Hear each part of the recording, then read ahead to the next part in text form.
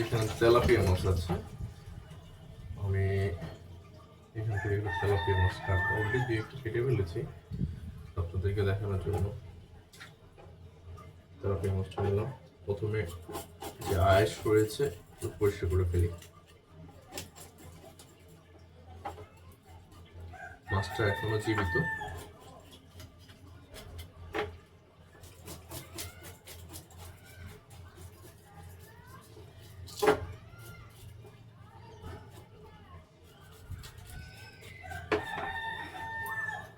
সুন্দর করে আইসটা পরিষ্কার করে নেওয়ার পর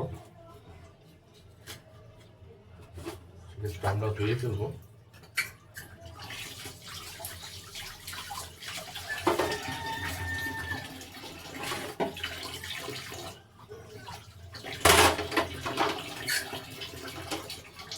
আমরা প্রথমে লেজের অংশটা কাটবো।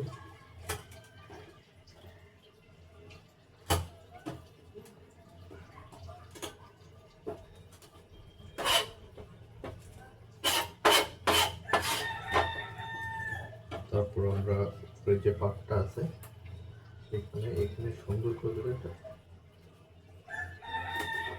আস্তে আস্তে কাটতে থাকবে, এইভাবে সুন্দরভাবে কেটে যাবে। দেন নিচের যে অংশটা আছে, মানে উপরের যে অংশটুকু আমাদের প্রয়োজন নেই, সেই অংশটুকু আমরা কেটে নেব। এটাও কাটা শেষ।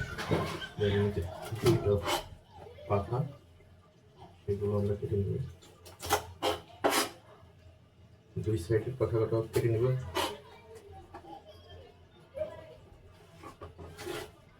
এই যে সাইডের পাখা আছে কেটে নিলাম। দেন আমরা এখন মাছের কানটা, যে কানটা আছে, কান ফুলকা, এগুলো ফেলে দিলাম। এখান থেকে একটা পোজ দেবে এভাবে। দেন এই পাশে চলে আসবো, সেম ভাবে ছুরিটা ঢুকাবো, এখানে একটা পোজ দেবো। কানটা সুন্দর করে এবার চাপ দিলে বেরিয়ে আসবে। প্রসেস। ওকে। দেন ঠোঁটটা কীভাবে চাপ দিলে ঠোঁটটা বড় হয়ে যাবে, নিচে চাপ দিয়ে উপর থেকে কাটা শেষ। আমরা যদি এখন পেটটা কাটতে যাই, আমরা অনেকে এইভাবে কাটি, কীভাবে কাটা যায় সহজভাবে।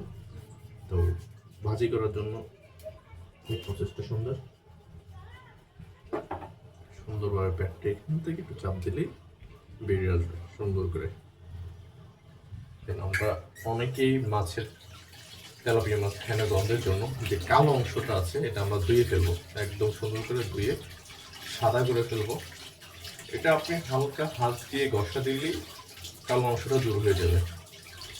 আর মাছ কখনো গন্ধ আসবে না, খারাপ লাগবে না, তিতা লাগবে না। তেলাপিয়াটা সাধারণত আমরা ভর্তার ক্ষেত্রে, ফ্রাইয়ের ক্ষেত্রে খুবই একটা সুস্বাদু মজাদার মাছ ভাতের সাথে খাওয়ার জন্য।